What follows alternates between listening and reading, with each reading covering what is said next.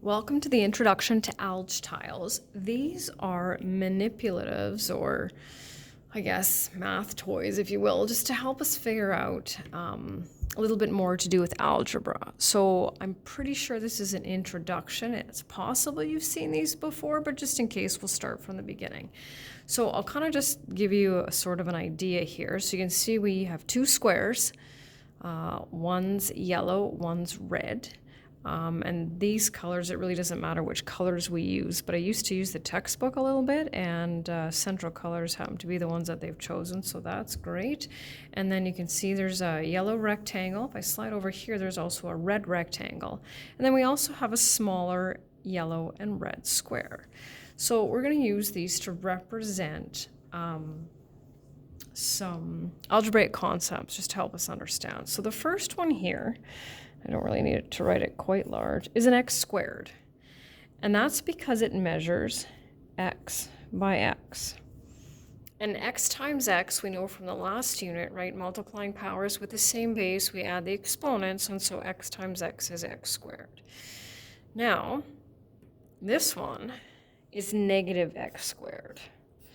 Right? Now it clearly doesn't measure negative x by x, right? Because we can't have negative dimensions. So it still measures x by x. But the way we distinguish positive Alge-tiles or positive polynomials from negative ones are the colors. Okay? This one down here is an x. And that's because it measures x by 1. So when you have to draw these, you don't have to use a ruler or anything, but you want to make sure that whatever you decide for your length of x is consistent, so that I can tell the difference, right, between a large square, a small square, and of course the rectangle as well. So you can probably figure out what this one is, right? It's a negative x. And so what's left? We've dealt with the x squared, the x, and now we have a 1. Because it measures 1 by 1, and we know that 1 times 1 is 1, and this is a negative 1. So what we want to do with these is we want to be able to model them with Alge-tiles. So we have to think to ourselves, first of all, what color do we need? Do we need the yellow or the red? And then what shape or what shape? So we're going to start with obviously some kind of easier ones, right? So when it comes to 3, first of all, do we need yellow or red? And second of all, do we need small square, large square, or rectangle? Well, I can look back at your notes if you need to, but we need 3 small yellow squares. Okay, what do we need for the next one? Negative 4. Well, as soon as we see that negative sign, we know we're dealing with red. Okay, what else do we need? Dealing with red, and we're dealing with those small squares. So let's sneak that one in there. Okay, now moving on. Okay, now we've got a binomial here, right? We have 2 terms. So we need to represent the x, and then we need to represent the negative 2, the minus 2, however you want to look at it, right? So what color do we need for the x? We need a yellow one, right? And we need a rectangle. That's a different shape. And then to represent the negative 2, we need 2 small red squares. Okay, next. Last one on this page, we have an x squared plus 4.